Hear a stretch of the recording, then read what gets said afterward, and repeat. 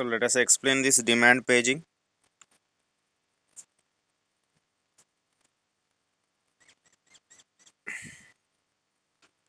Here I am going to explain each and every diagram. Okay, let us explain this. This is a hard disk, you can say. This is a secondary memory. Okay, this is a secondary memory, and from secondary memory we are going to bring the pages. Actually, A is a page, B is a page, C, D, E, F, G, H.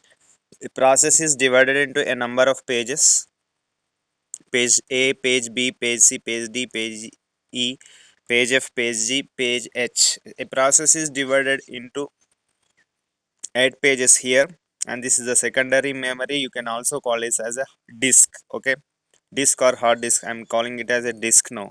Okay,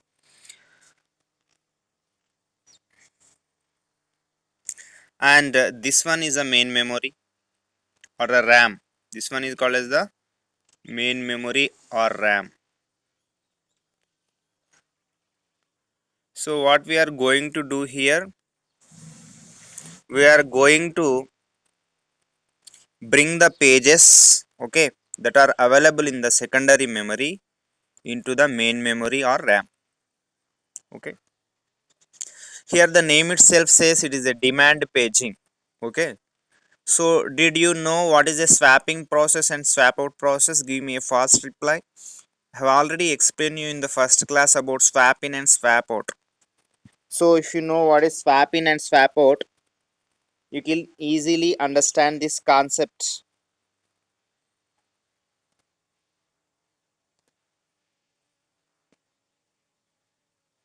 You can easily understand this concept. If you know what is swap in and swap out, you can easily understand this concept. Give me a reply. Do you know what is swap in and swap out?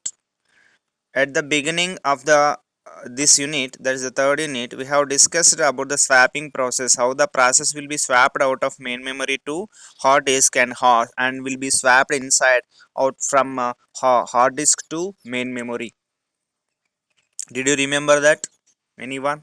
Can you reply what is a swapping?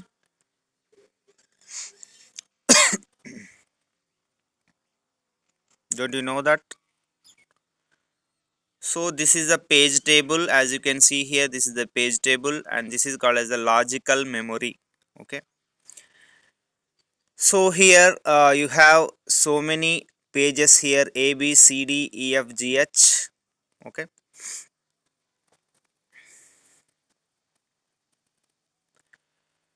and what is a logical memory? The total data will be divided into different kind of pages like page 0, page 1, and all like that. So this is the page numbers. So page number 0, page number 1, page number 2, page number 3, page number 4, page number 5, page number 6, and page number 7. The total data or the process will be divided into different kind of pages like page 0, page 1, page 2, and so on. Right? As you know, this is called as a paging concept, which we already discussed. But here we have to note down the difference between the paging and the demand paging. Okay. In paging, all the data or the process that which is taken by the operating system, which consists of a different pages, will be inserted into the frames of the main memory. Okay, will be inserted into the frames of the main memory. There is no problem for storing this data. There is no problem for storing this data from here to here, from hard disk to main memory. Okay, in main memory we are calling them as frames.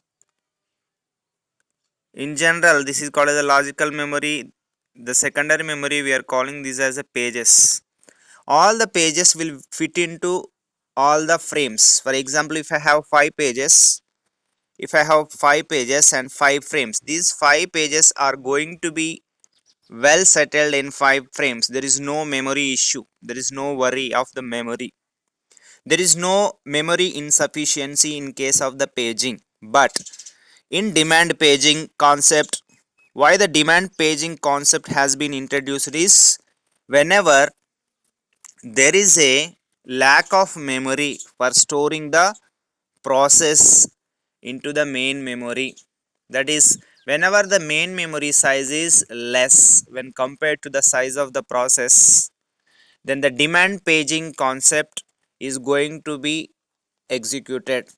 In the paging concept, there is no issue of memory, lack of memory.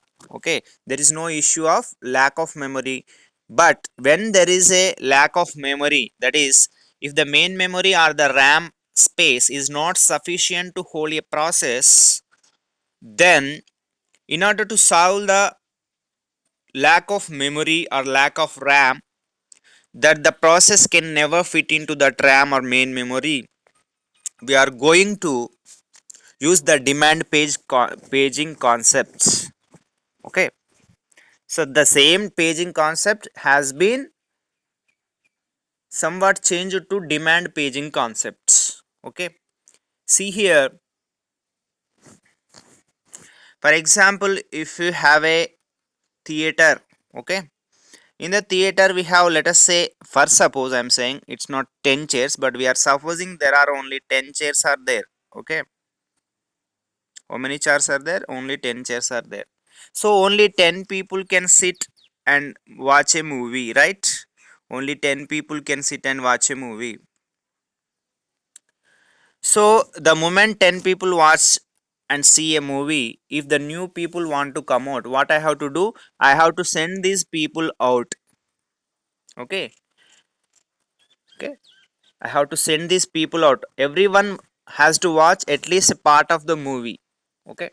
So I have to send these people out and send the new people inside, so that that space of the theater will be given for all the people in the sharing. Okay, the same way, whenever you want to take something inside, you have to swap out something outside. That is called as a swapping process. See here, I'm explaining what is the problem in demand page. What is the actual problem of demand paging is, for example, let us say there is a process. Let us say the process. Let us say the process name is process 1, and it is of 10 GB size. How much is the size of the process? 10 GB is the size of the process. But the size of the main memory or the RAM or main memory is only 4 GB. So then, are you able to execute this total 10 GB process within 4 GB RAM? Which is not possible. Okay. So in such a cases, we will use the demand paging concept. Okay, we will utilize the same 4 GB memory in order to process 10 GB. So for the first time I will take 4 GB into this. Okay, so 4 GB is out. Okay, what is the remaining? We have the remaining as 6 GB. Again out of the 6 GB, again out of the 6 GB, again 4 GB, next 4 GB will be processed, right? So 6 minus 4 is how much? 2. Next, the 2 GB of memory, the 2 GB of instruction will be processed at the last. Of course, I have the less RAM size, but I can send out some process by completing 4 GB first. Then after that, out of 10 minus 4 is 6, and out of that 6 I will take out 4 GB again, and 2 GB is remaining, which will be processed at the last episode. So in such a way I'm going to do the work. Okay, so this is called as the demand paging.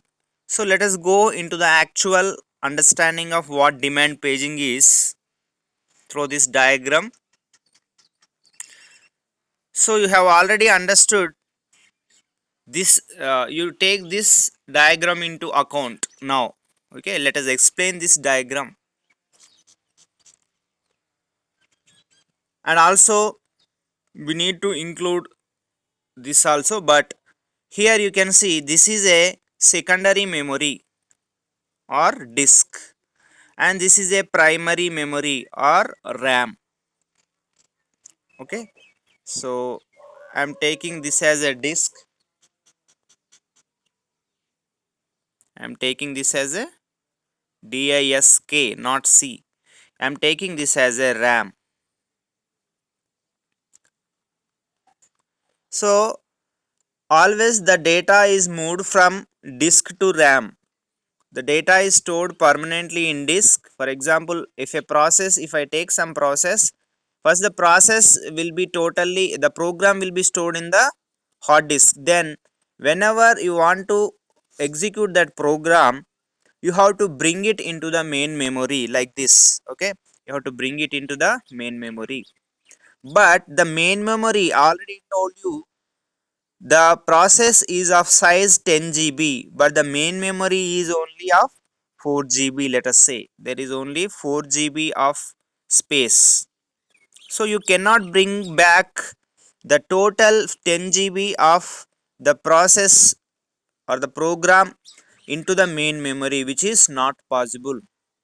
That's why I'm not going to take the total 10 GB of process data or the program data into the main memory.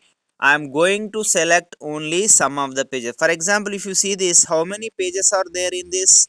A, B, C, D, E, F, G, H. How many pages are there? There are about 8 pages. Out of these 8 pages, I'm not going to take all these 8 pages into this memory. I'm only going to take A, C, F here. Okay. I'm only going to take ACF because I can only hold ACF at a time. Not more than 3 pages I can process because the memory is very less. That's why A is taken, because now, for example, if you have a movie, the first clip will be played first and the second clip will be played next. So depending on the order, depending on the demand, I am going to bring the pages from the hard disk into the main memory and execute them, and again I will put back this ACF again back to the hard disk only. Whenever I complete this ACF execution, that is the page A, page C and page F execution, I will put back them into the hard disk so that I will get a free memory, and I will take some other pages like D, F, D, E and F, D, E and whatever, that is D, E and G. So whenever ACF are completed, then I am going to take out whom, that is ACF is completed. So BDG will be taken, that is swapped in into the main memory. Okay. So after completion of ACF will be swapped out. ACF will be swapped out into the hard disk, and BDG will be swapped in into the main memory. This process we are calling it as a swapping process. Okay. Just now we seen in the theater, we are swapping some people out and swapping some people in whenever they require. So the same way, there's a real time example, not exactly fits for this concept. Okay, just for the sake of understanding, I told that. So next comes the page table here. Then we need to understand what is a page table. Page table we already know. So here,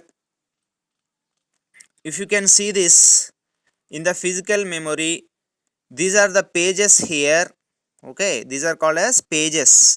Here they are called as the frames. Frame number 0, 1, 2, 3, 4, like that. So in the frame number 4,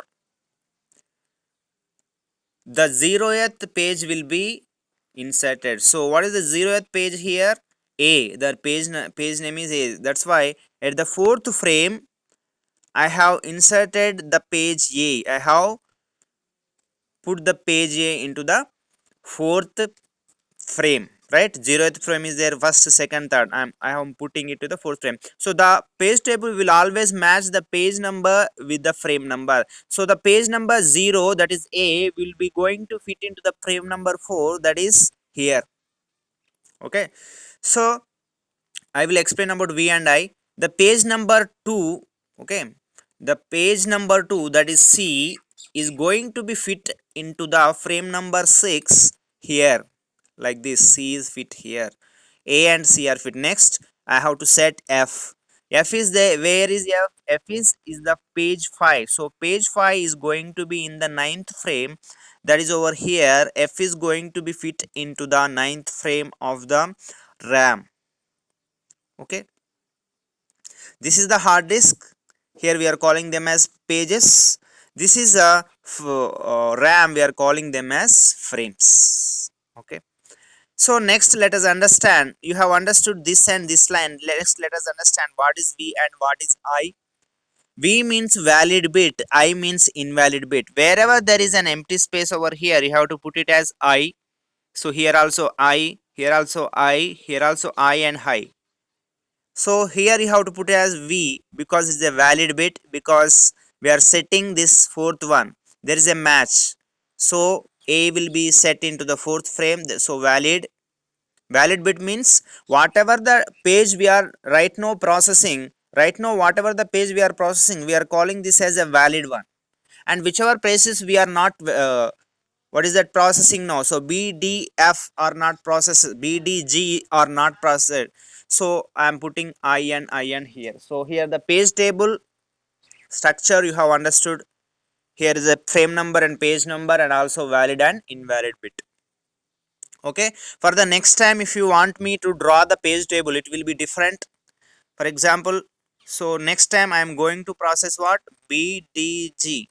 So what is b exists in the number 1, right? So here we will put something like 1, and this will be stored at any of the frames. So let us say it will be stored at something like fourth frame, like that. So it is a valid bit now. We will be going to be invalid, the next one 0 is going to be invalid for the next time. So whatever the data that we are processing now, those are called as the valid bits and the others are called as the invalid bits as per the demand paging concept. Okay, did you understand this? So for the next time I'm going to take bdf into account. This is the first part of the demand paging, and there is also some other issue called as a page fault. What is the next one to discuss within this, the second part of this demand paging, page fault. So if you discuss the page fault also, then the total concept of page demand paging will be completed. The next one to be discussed is called as a page fault. Page fault is nothing but whenever you are searching for some page over here, if the page is not over here, then I can say that it is the page fault. For example, the operating system, for suppose, okay, we will do all this thing operating system only. Right now we are learning operating system. Just remember, operating system is responsible for all these algorithms to be implemented. The demand paging algorithm or paging algorithm or segmentation algorithm will be executed by the operating system. Operating system will take the responsibility of executing all these algorithms, okay, in order to manage the memory efficiently. Okay, why all things like this segmentation, all these things we are doing for what, for the sake of effective management, so that there should not be memory loss, and we have to uh, use the memory perfectly and 100% up to optimum use. We have to uh, use the optimum, we have to use the resources at our optimum. So in order to maintain the optimacy, we are going for the algorithms. So operating system, if the operating system wants to get a, for example, if operating system wants to get some page like A, it is available in the main memory, no problem. If the operating system wants a page C, it is available in the main memory, no problem. If it wants page F, it is available. But what if the operating system wants to have a page like B, which is not available in the main memory? In such case, a page fault will be occurring, right? Whenever the operating system demands for a certain page from the main memory, and if it is not found in the main memory, then the page fault situation will arise. A situation will arise, we will call it as a page fault. In such a case, what the operating system will do? So what are the steps to be taken? Let us discuss now.